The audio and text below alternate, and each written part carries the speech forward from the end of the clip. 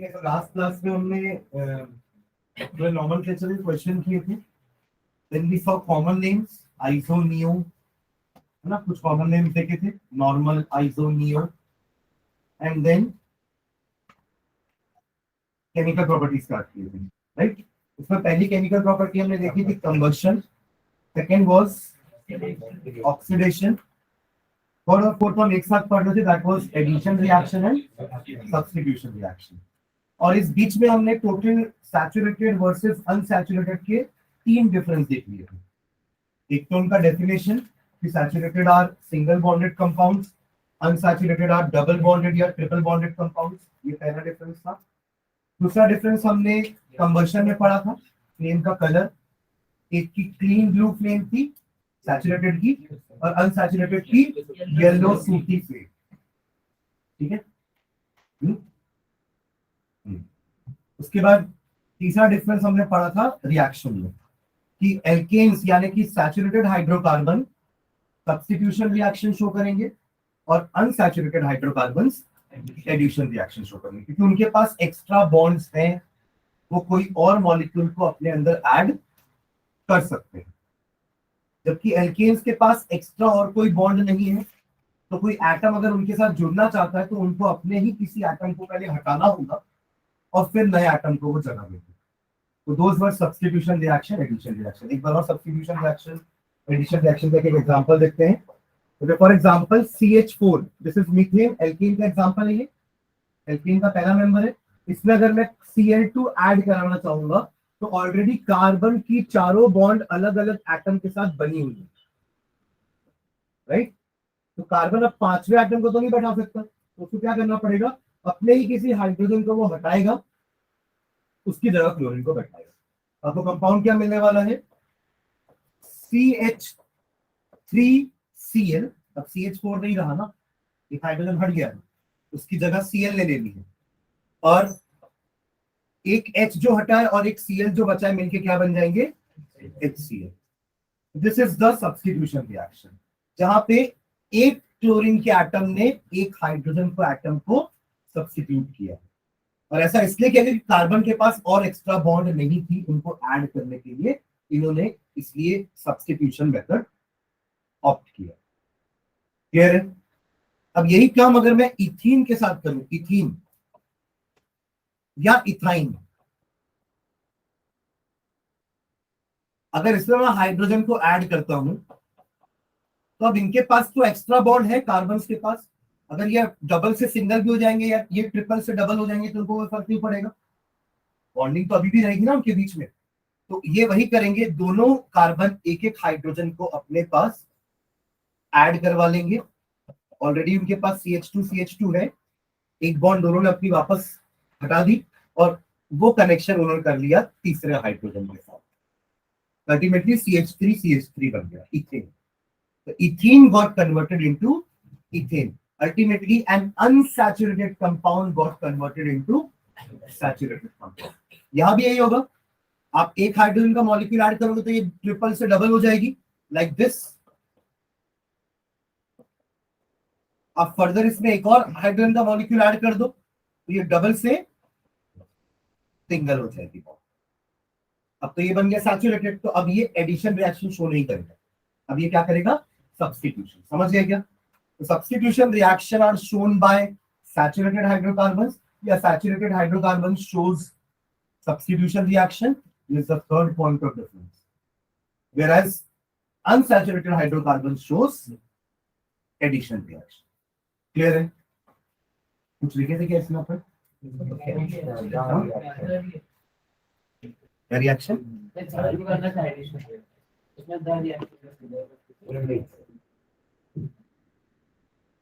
Substitution लिख लीजिए, नहीं उसके बाद ही कौन।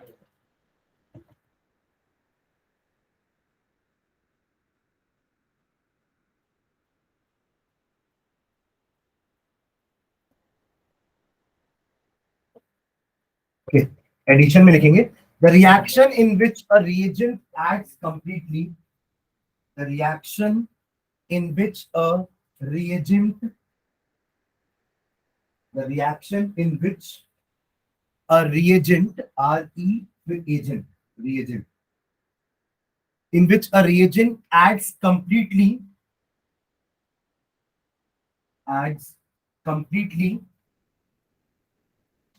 on a substance,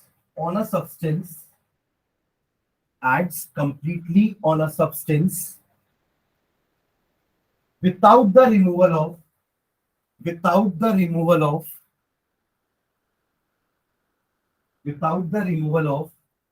small molecules, without the removal of small molecules, without the removal of small molecules, are called addition reactions, are called addition reactions, are called addition reactions. एक example लिखना है इसका, example addition of hydrogen, addition of hydrogen, addition of hydrogen in the presence of addition of hydrogen in the presence of catalyst, in the presence of catalyst अपन पहले chapter में पढ़े हैं ना, they are the chemical substance which alters the rate of reaction, आपकी reaction की speed को कम ज्यादा करते हैं कैटलिस्ट, ठीक है। तो कैटलिस्ट लाइक पैलेडियम, पैलेडियम एक एलिमेंट है, पैलेडियम ब्रैकेट में पीडी का सिंबल, और प्लैटिनम, प्लैटिनम का सिंबल पीटी, और निकल Ni। आप इन तीनों में से कोई भी ले सकते हो, ये सब और है ना, ठीक है। निकल और प्लैटिनम और palladium in the presence of catalysts like palladium or nickel or platinum, two unsaturated hydrocarbons,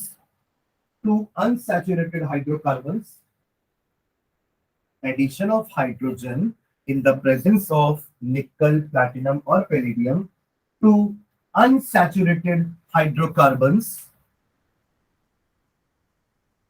gives saturated hydrocarbons, gives saturated hydrocarbons, gives saturated hydrocarbons. This process is called hydrogenation. This process is called hydrogenation. Hydrogenation.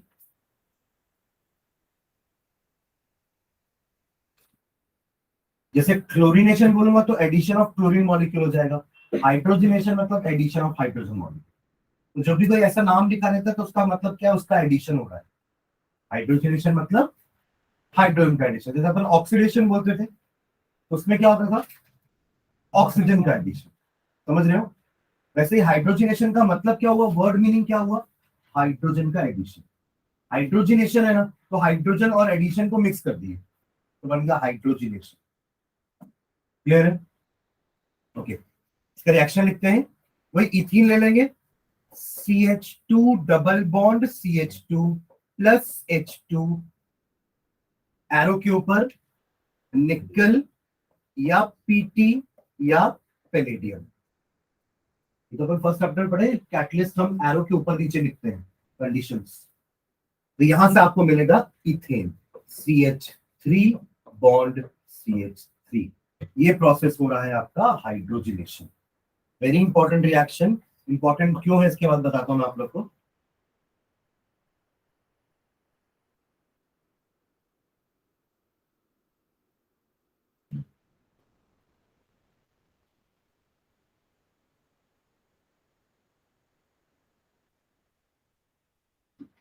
ठीक है, देखिए अब ये important reaction क्यों है, hydrogenation of unsaturated to convert it into saturated. ये reason क्यों important है, इसका रीजन है कि इसका एक इंडस्ट्रियल एप्लीकेशन है। इंडस्ट्री में ये रिएक्शन यूज होता है for converting vegetable oil into ghee. आप वेजिटेबल ऑयल में, वेजिटेबल ऑयल आपका एक अनसैचुरेटेड कंपाउंड होता है, ऑयल है ना। जैसे ग्राउंडनट ऑयल हो गया, मस्टर्ड ऑयल हो गया, सोयाबीन ऑयल हो गया, ये सब आपके वेजिटेबल ऑयल्स हैं. तो those are unsaturated hydrocarbons. When they are added with hydrogen, that is hydrogenation जब उनका होता है, तो they convert into saturated hydrocarbon, जिसको हम घी बोलते हैं. ठीक है, तो नेक्स्ट टाइम में लिखना हाइड्रोजनेशन. हाइड्रोजनेशन, कोई अगर हाइड्रोजनेशन का मीनिंग पूछे तो अपन क्या बोलेंगे? Addition of hydrogen. ठीक है, hydrogenation of vegetable oil. Hydrogenation of vegetable oil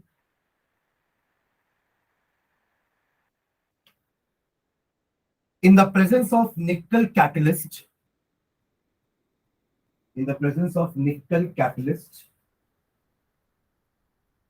gives ghee. Gives ghee. Hydrogenation of vegetable oil, जो कि अनसैचुरेटेड कंपाउंड है ना, इन द प्रेजेंस ऑफ निकल या प्लेटिनम या पैलेडियम, कुछ भी ले सकते हैं, गिव्स घी, जो कि एक सैचुरेटेड हाइड्रोकार्बन है. ठीक है, उसका एक रिएक्शन बस ऐसे ही वर्ड्स में लिखेंगे, ऐसे वेजिटेबल ऑयल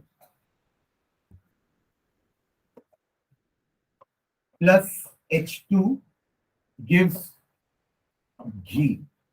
ब्रैकेट में, सॉरी एरो में लिखो.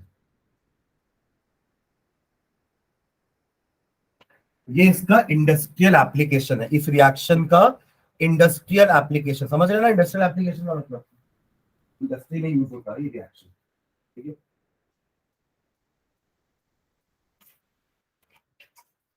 क्लियर है? तो एक लाइन और लिखते हैं अपन इसमें, ये हो गया ना. ठीक है, बस लास्ट लाइन लिखते हैं कि ये जो एडिशन रिएक्शन है कौन शो करता है? एल्कीन्स एंड अल्काइन्स, यानी कि अनसैचुरेटेड हाइड्रोकार्बन्स. तो बस एक लाइन और लिखते हैं, नीचे लिखो addition reaction is shown by, addition reaction is shown by unsaturated hydrocarbons. Unsaturated hydrocarbons. Addition reaction is shown by unsaturated hydrocarbons.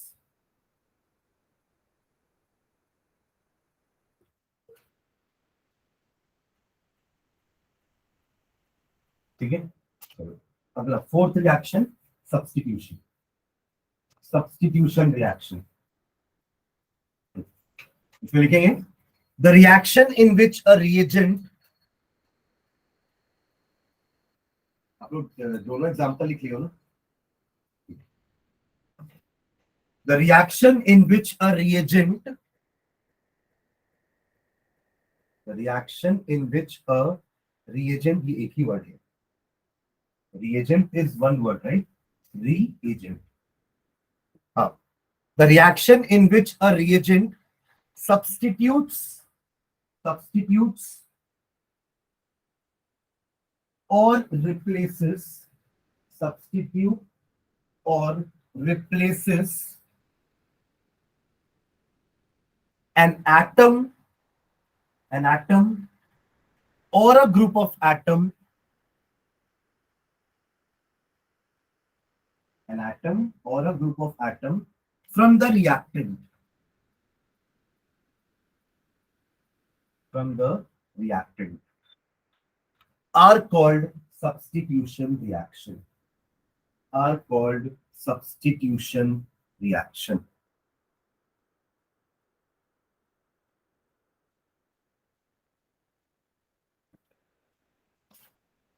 ठीक है, दोस्तों नेक्स्ट टाइम में these are generally shown by,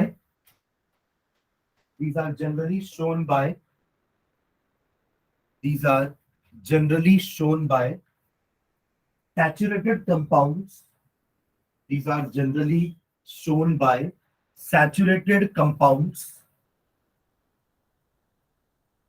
and benzene, and benzene, BENZENE, benzene. Saturated hydrocarbon का मतलब समझ में आ गया ना? एल्केन्स. सैचुरेटेड हाइड्रोकार्बन मतलब क्या हुआ? एल्केन्स. बेंजीन क्या होता है? नीचे अपन एक डायग्राम बना लेते हैं बेंजीन का. बेंजीन का स्ट्रक्चर बनाना, एक हेक्सागन बनाना. इसका नाम क्या पढ़ा हमने? साइक्लोहेक्सेन। ये क्या है? 6 कार्बन इन साइक्लिक, साइक्लोहेक्सेन था ना। 6 कार्बन इन स्ट्रेट लाइन होता तो हेक्सेन, बट ये अगर साइकिल के फॉर्म में वो भी हेक्सागन तो साइक्लोहेक्सेन। तो आपने पढ़ा है ना, ठीक है।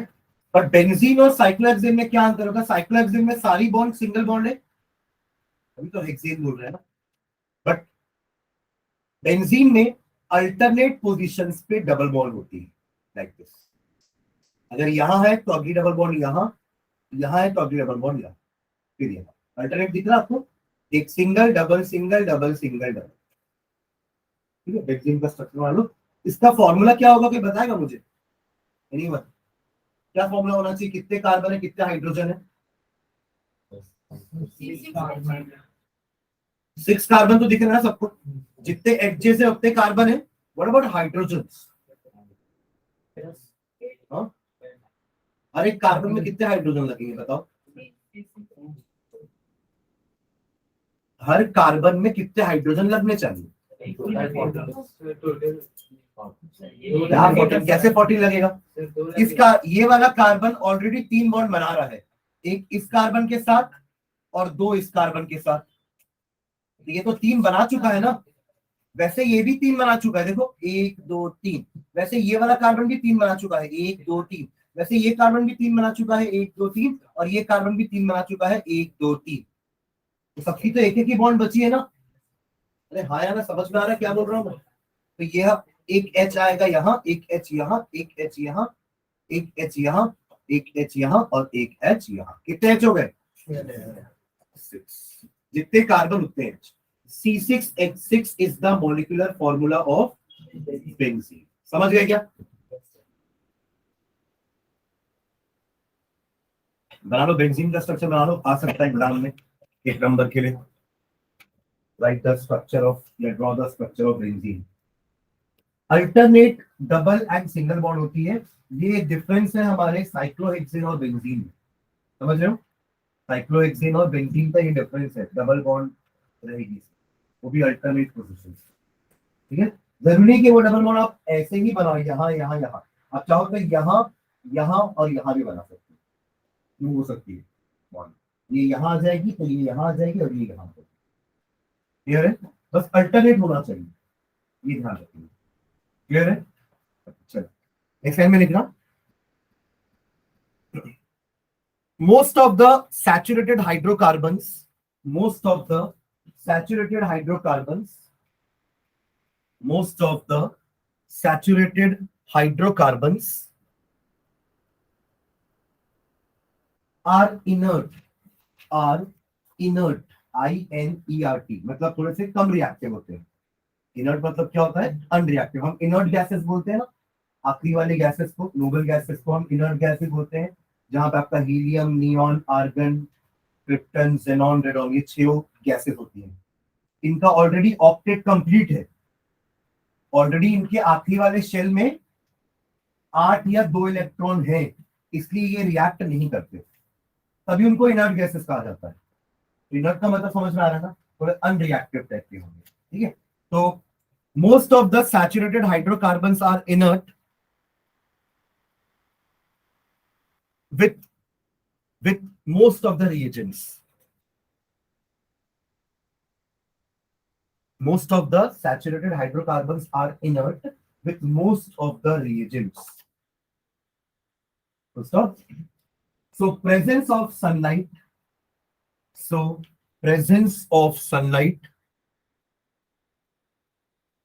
is necessary for their substitution reaction.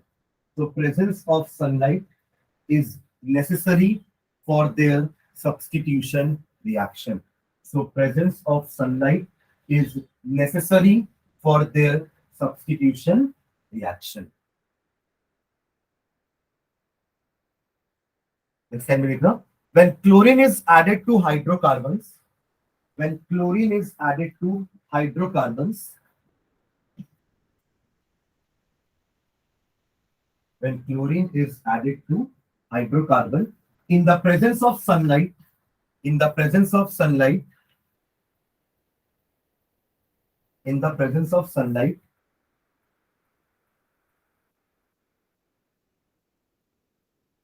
Cl यानी क्लोरीन, Cl रिप्लेस Cl यानी कि chlorine replaces hydrogen 1 by 1. Cl replaces hydrogen 1 by 1. ठीक है, इसका एग्जांपल, इसका रिएक्शन लिखते हैं. CH4 प्लस Cl2, यहां पे ऊपर सनलाइट लिखना, gives CH3Cl plus HCl. Clear है? हाँ, अब ये CH3Cl पे फिर से आपका क्लोरीन आके अटैक करेगा और एक एक करके सारे हाइड्रोजन रिप्लेस हो जाएंगे. 1 by 1 लिखिए ना कुछ. देखिए, दिख रहा है आप लोग. पहले 4 हाइड्रोजन थे, अब 3 बचे, अब 2 बचे. अब अगले स्टेप में एक हाइड्रोजन बचेगा, CH2Cl2 plus Cl2 gives CHCl3 plus HCl, and finally जो एक बचा है वो भी रिप्लेस हो जाएगा, CCl4 बन जाएगा, plus Cl2 gives CCl4 plus HCl. समझ में आ रहा है क्या? हाँ, 1 by 1 every hydrogen has been replaced by chlorine atom. Observe कर पा रहे? इसका नाम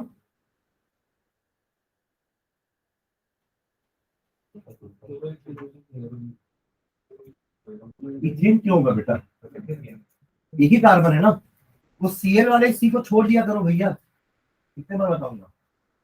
Cl वाला सी Cl का ही है ना, वो कार्बन का सी नहीं है. तो क्या होगा इसका नाम? क्लोरोमीथेन. क्योंकि हैलोजन वाले के लिए हमने कोई सफिक्स नहीं पढ़ा, राइट? हैलोजन वाले के लिए क्या होता है? प्रीफिक्स. टेबल याद है? हैलोजन वाले के लिए क्या होता है? प्रीफिक्स. देखो, अल्कोहल के लिए सफिक्स है ऑल, एल्डिहाइड के लिए सफिक्स है अल, कीटोन के लिए सफिक्स है ओन, कार्बोक्सिलिक एसिड के लिए सफिक्स है ओइक एसिड. बट हैलोजन के लिए सफिक्स नहीं होता, उसके लिए प्रीफिक्स होता है, हेलो नाम का. क्लोरीन है तो फ्लोरो लगा देंगे, क्लोरीन है तो क्लोरो लगा देंगे, आयोडीन है तो आयोडो लगा देंगे, और ब्रोमीन है तो ब्रोमो लगा देंगे. समझ रहे? तो यहाँ पे क्लोरीन है ना, तो क्या हो जाएगा इसका नाम? क्लोरोमीथेन. एक ही नाम रहेगा, स्पेस नहीं देंगे, एक ही capital letter C. Rest all the letters are small letters, no space in between. That is one word. Clear? What about next one? हाँ? मीथेन क्या होता है? मीथेन कुछ नहीं होता. हाँ, सही बोल रहा था. क्लोरो मिथिल मीथेन, तो डाई पहले लगा दो, डाई क्लोरोमीथेन. क्या हो जाएगा इसका नाम? Dichloromethane. This one is dichloromethane. अब तीसरा तो बता ही सकते हैं, ट्राई क्लोरोमीथेन. और चौथा टेट्रा, टेट्रा क्लोरो. अच्छा, ट्राई क्लोरोमीथेन का एक कॉमन नेम भी होता है, इसको हम क्लोरोफॉर्म बोलते हैं. क्लोरोफॉर्म सुना है कभी? Which is used as an anaesthesia. बेहोश करने के लिए अपन क्लोरोफॉर्म यूज करते हैं. पिक्चरों में, सीरियल्स में अपन देखे भी होंगे ना, छोटी सी बॉटल रहती है, उसमें लोग ये रुमाल निकालते हैं, रुमाल में ऐसा डालते हैं और बेहोश हो जाते हैं. ठीक है, तो पहले मेडिकल लाइन में इसको यूज करते थे एज एनेस्थीसिया, पर आजकल नहीं करते, बिकॉज थोड़ा सा इसके हार्मफुल इफेक्ट्स भी है. अगर कम ज्यादा क्वांटिटी में अगर हो जाएगा तो can create some harmful effect. ठीक है, तो क्लोरोफॉर्म CaCl3 का IUPAC नेम है trichloromethane, but common name है chloroform. In the same way ये हो जाएगा आपका टेट्रा क्लोरोमीथेन. क्लियर है? यदि नाम समझ में आ रहा है चारों के? Chloromethane, dichloromethane, try and tetra. Carbon tetra chloride, carbon tetra chloride. ठीक है, क्लियर है आगे सबको? हाँ, ठीक, चलो नेक्स्ट दिखाना.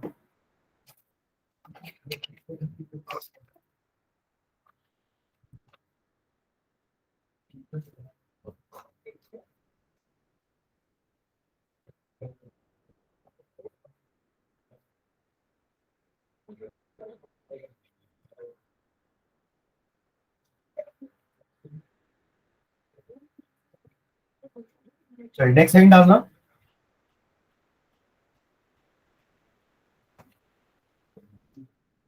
इथेनॉल। इथेनॉल और इथेनॉइक एसिड दो इंपॉर्टेंट कंपाउंड है ना, जिनके बारे में हमें थोड़ा और पढ़ना है extra. Ethanol and ethanoic acid, these are two important compounds.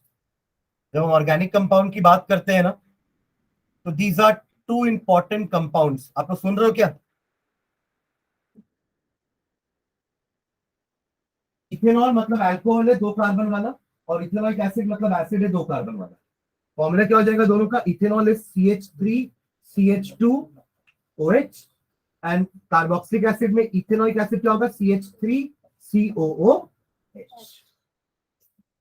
First one is ethanol, second one is ethanoic acid, है ना। तो पहला पढ़ेंगे क्या डाले हैं? इथेनॉल, ब्रैकेट में ये फॉर्मूला लिखना, और उसका एक कॉमन नेम भी लिखना, इथिल अल्कोहल। इथिल अल्कोहल कौन सा?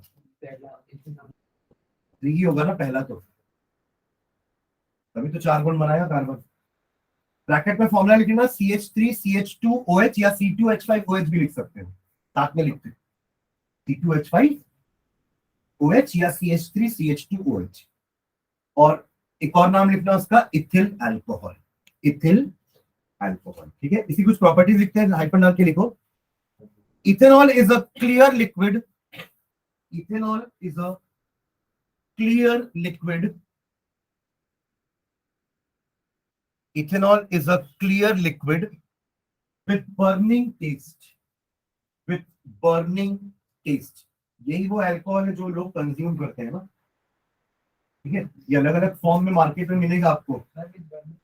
Test in the form of wine, in the form of beer, है ना, in the form of whisky, in the form of rum. ये सब इसके अलग अलग टाइप्स है। सभी अल्कोहल है, बस सब में अंतर क्या होता है? क्वांटिटी का। बियर में क्वांटिटी कम रहती है, थोड़ा और बढ़ाएंगे तो रम में क्वांटिटी बहुत ज्यादा हो जाती है।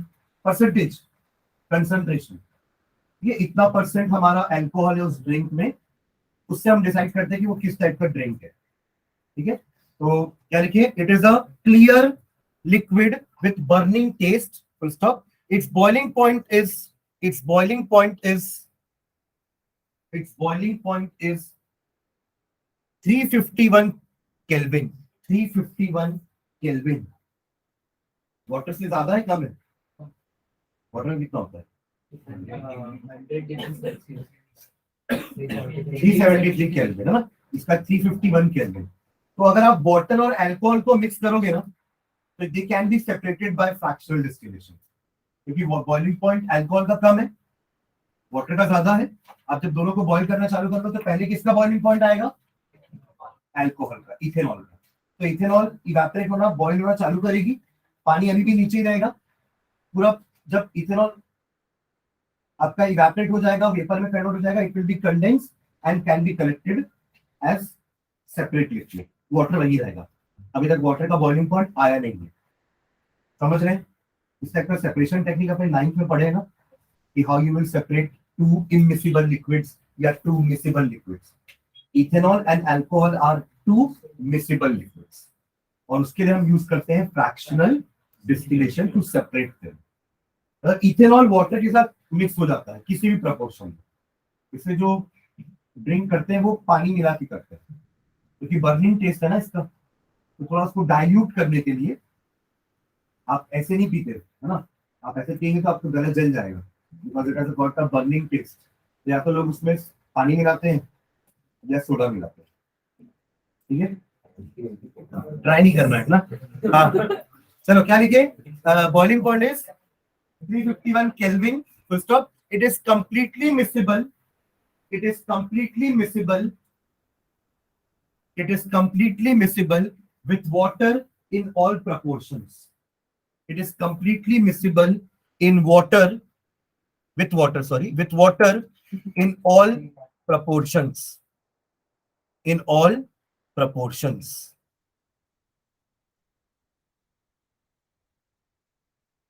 In all proportions. ठीक है।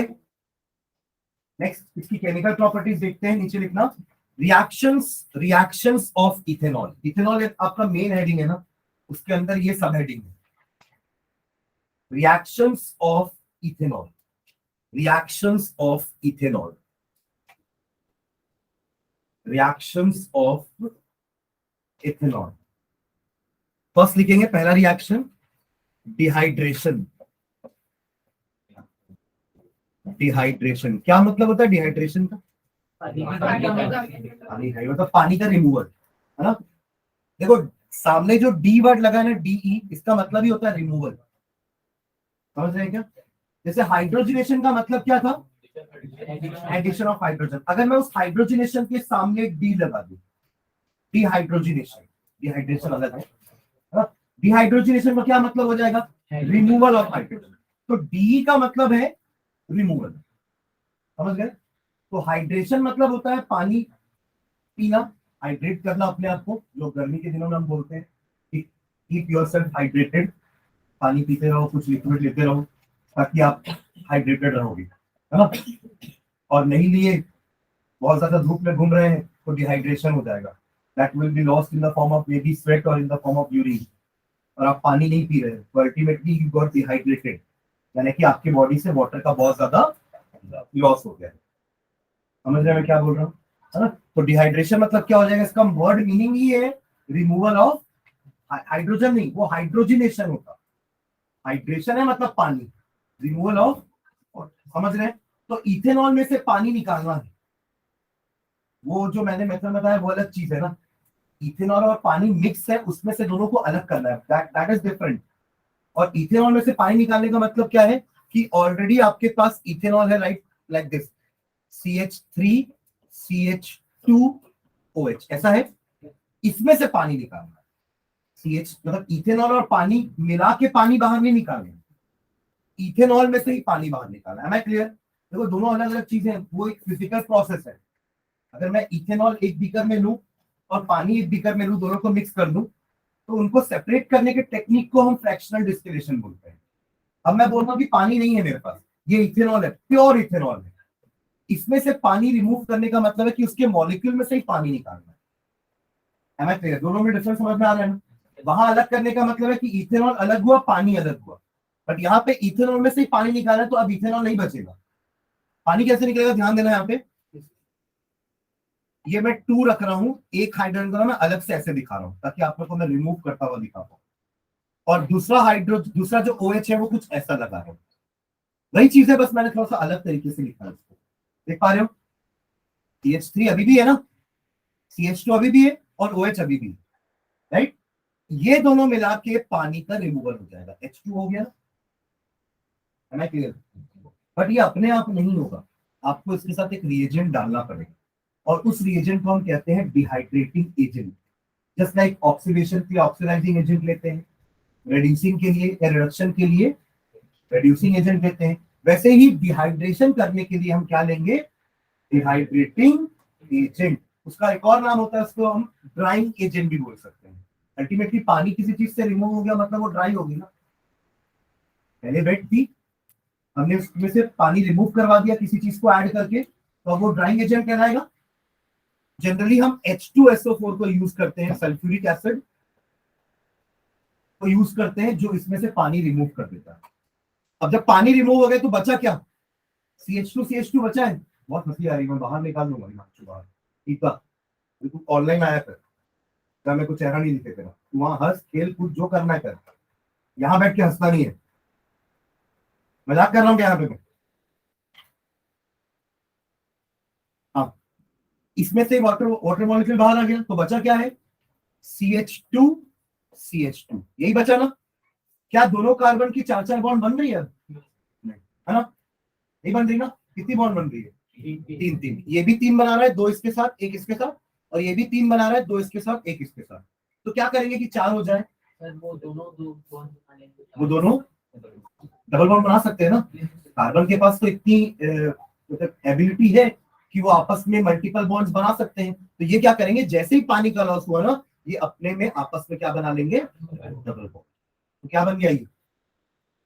What is this? अनसैचुरेटेड। नाम क्या है इसका? इथीन। किस फैमिली का है ये? एल्कीन। समझ रहे हैं क्या? मैंने इथेनॉल लिया तो क्या बन गया? इथीन। अब प्रोपेनॉल लोगे तो प्रोपीन बन जाएगा, ब्यूटेनॉल लोगे तो ब्यूटीन बन जाएगा, एंड सो ऑन। समझ में आ रही बात? तो डिहाइड्रेशन का मतलब समझ में आ गया ना, वाटर का रिमूवल। क्लियर है? लिखते हैं इसका हाइफन डाल के लिखना। Ethanol when treated with, ethanol when treated with, ethanol when treated with, heated लिखो, सॉरी ट्रीटेड मत लिखो, heated. Ethanol when heated with concentrated H2SO4, concentrated H2SO4 at 443 Kelvin, at 443 Kelvin, ethanol when heated with concentrated H2SO4 at 443 Kelvin undergoes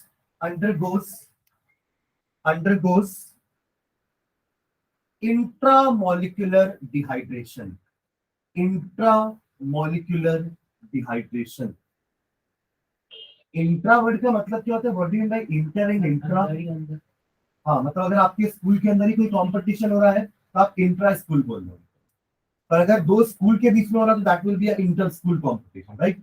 तो intra मतलब alcohol में से ही पानी दोनों निकला ना, एच बी वहीं से निकला, ओ एच भी वहीं से निकला, उसको एच के लिए या ओ एच के लिए किसी और की मॉलिक्यूल की जरूरत नहीं पड़ी, तो इसलिए इंट्रा मॉलिक्यूलर डिहाइड्रेशन। वर्ड का मीनिंग क्लियर है पूरा? Okay.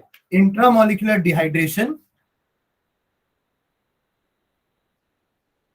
to give to give to give ethene, to give ethene, to give ethene, to give ethene।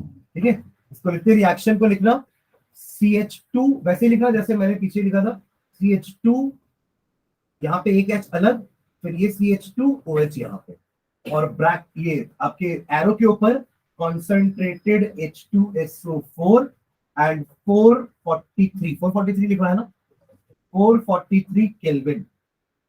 तो यहाँ पे आपका वाटर रिमूव होगा तो बचेगा क्या? CH2 double bond CH2 plus H2। Clear है क्या रिएक्शन? हाँ, इंट्रामोलिकुलर डिहाइड्रेशन। ठीक है, नेक्स्ट लाइन में नीचे लिखना है इसके रिएक्शन के। Here concentrated H2SO4, here concentrated H2SO4, here concentrated H2SO4 behaves like a dehydrating or drying agent.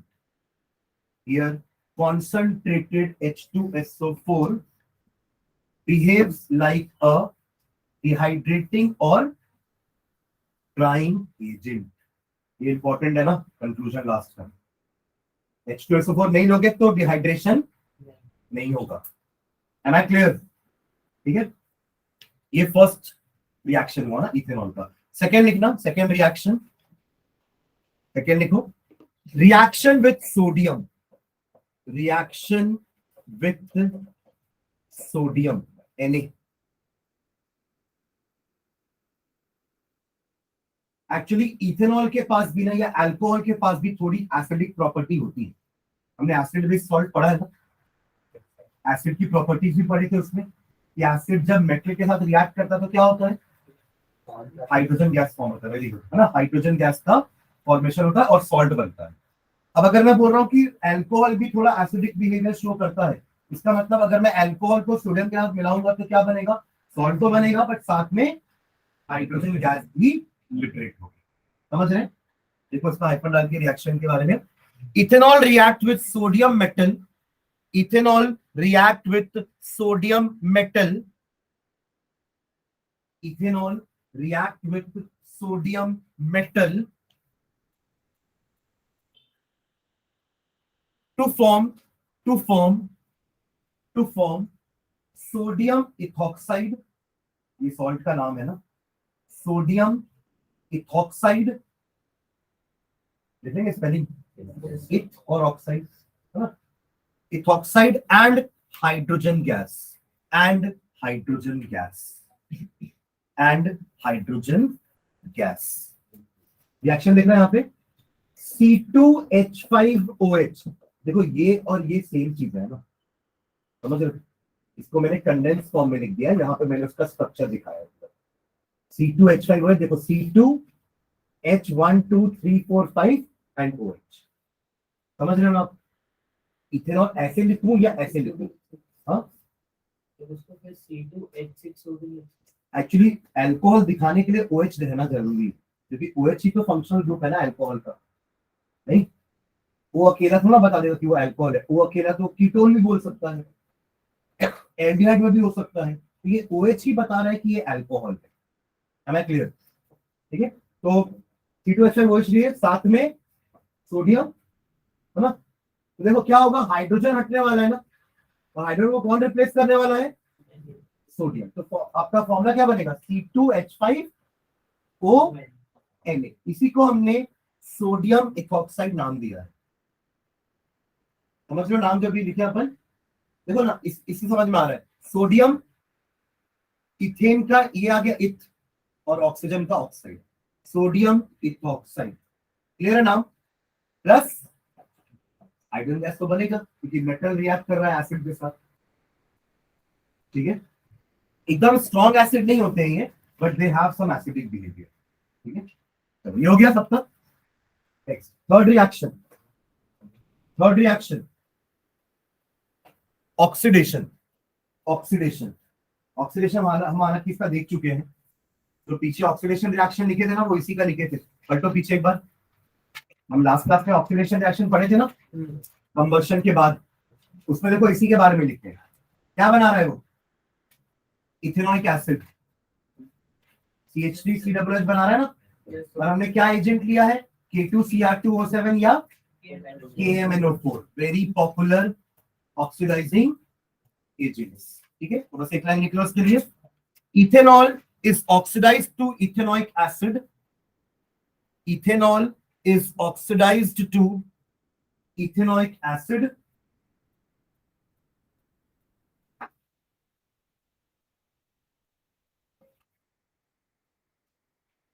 with alkaline KMNO4 or acidified K2Cr2O7. With alkaline KMNO4 or acidified K2Cr2O7. Alkaline KMNO4 और acidified K2Cr2O7. Potassium permanganate नाम है इसका, याद रखना, ये दोनों agent बहुत important है। और एक है ये पोटेशियम डाइक्रोमेट, पोटेशियम डाइक्रोमेट, और आपको मिलेगा यहाँ पे इथेनॉइक एसिड। ऑक्सीजन का एडिशन हुआ ना, अल्कोहल के पास एक ऑक्सीजन था, एसिड के पास दो ऑक्सीजन, ठीक है? This was ethanol, this is ethanoic acid. Am I clear?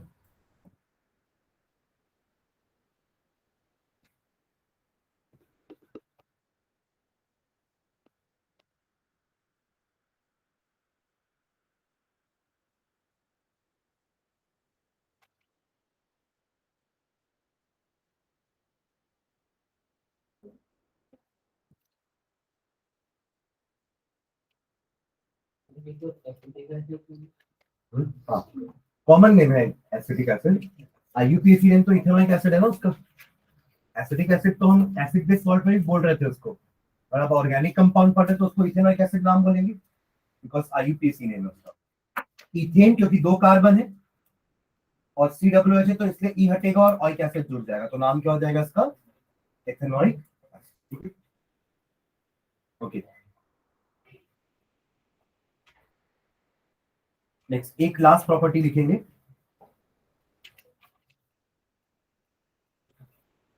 Esterification. Esterification ये भी इंपॉर्टेंट है, esterification.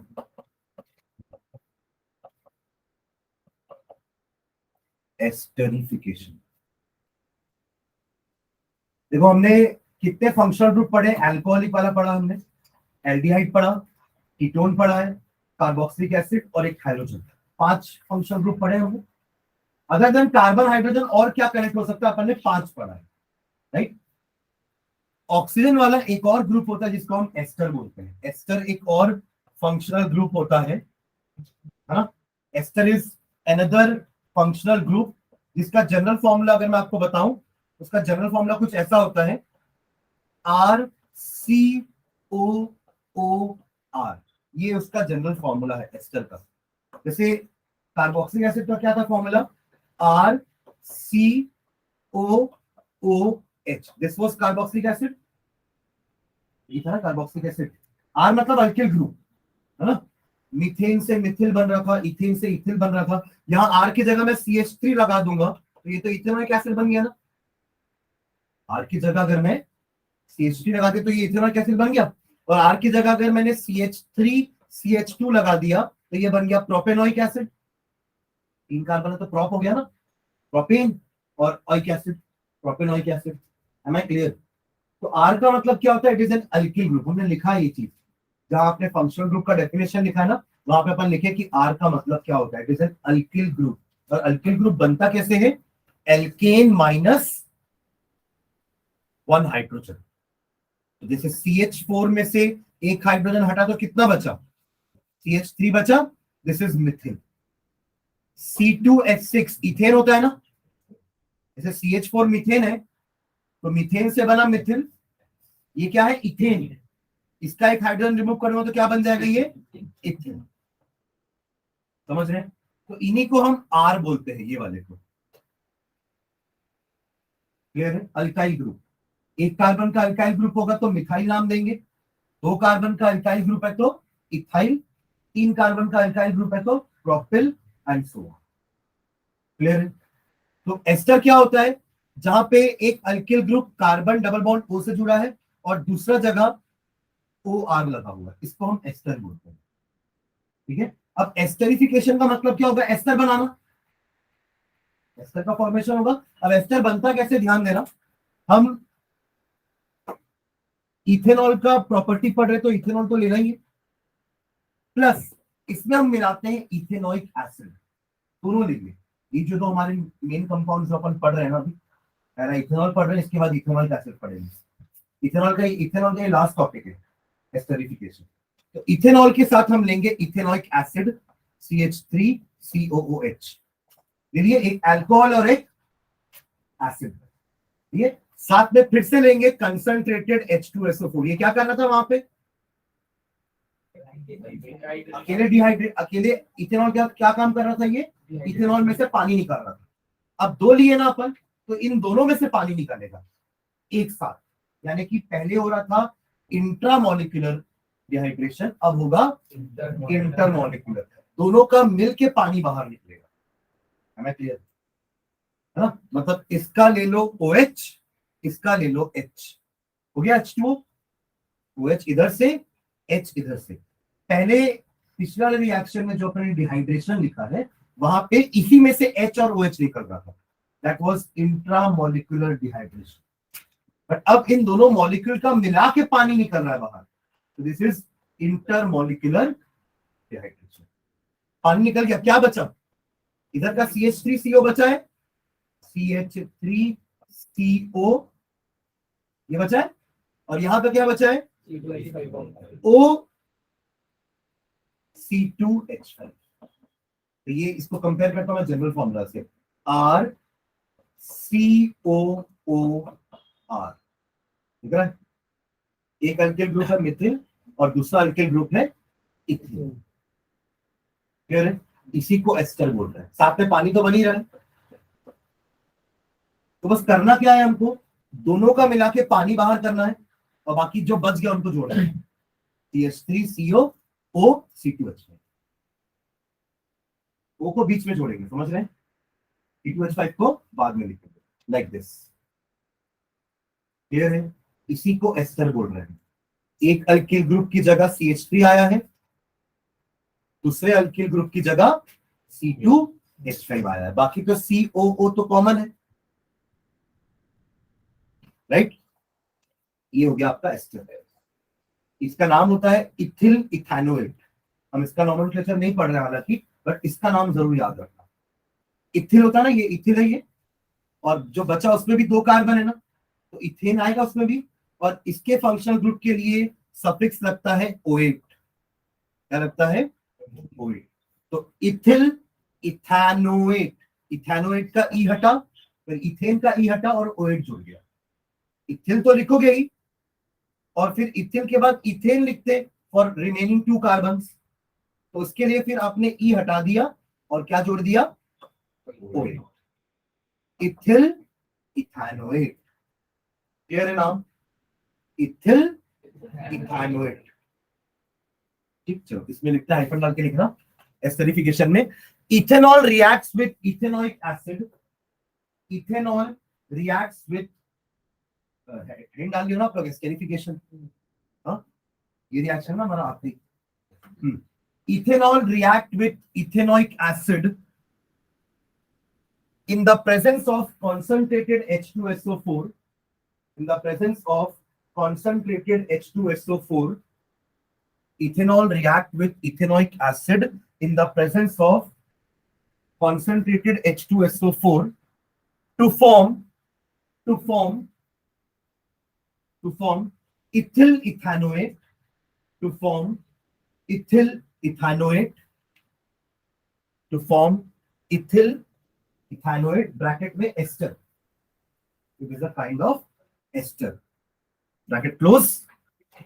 And water. And water. ठीक है, next time में लिखना. An ester is a fruity smelling compound. An ester is a fruity smelling compound. In general, fruity ना, वो mango वाला fruity, कोई भी फ्रूट का स्मेल हो सकता है डिपेंडिंग अपॉन एसिड और अल्कोहल आपने क्या लिया. An ester is a, हाँ वही, फ्रूटी स्मेलिंग कंपाउंड या स्वीट स्मेलिंग कंपाउंड भी लिख सकते हैं, है ना. और इससे हम वो डिओड्रेंट्स और परफ्यूम भी बनाते हैं. एस्टर को यूज करते हैं for making deodorant and perfume. ठीक है, तो sweet smelling compound and the reaction is called esterification. Sweet smelling compound and the reaction is called esterification. And the reaction is called esterification. ठीक है, ये reaction लिख लो. This plus this in the presence of concentrated H2SO4 will give you this. ऐसा गोला वाला मत बनाना, ठीक है.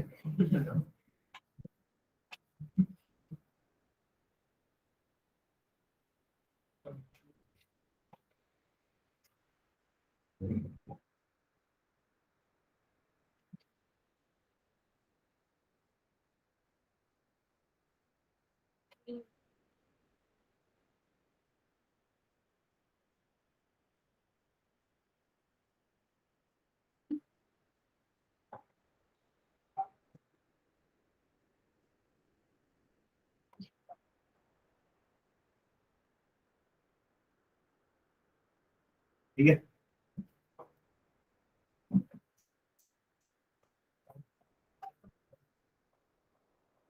CH3COO C2H5, इसी का नाम है इथिल इथाइलेट. क्लियर है?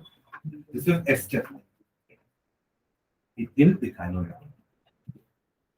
and the reaction is known as esterification.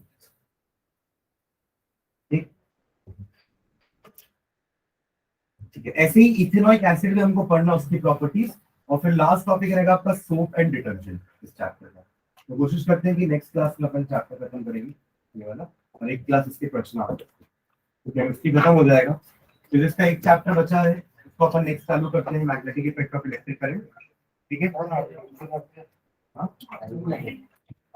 छोटा है, इजी है, पर फिजिक्स करते हैं थोड़ा सा कंसेप्चुअल चैप्टर है, मजा आएगा. ठीक है,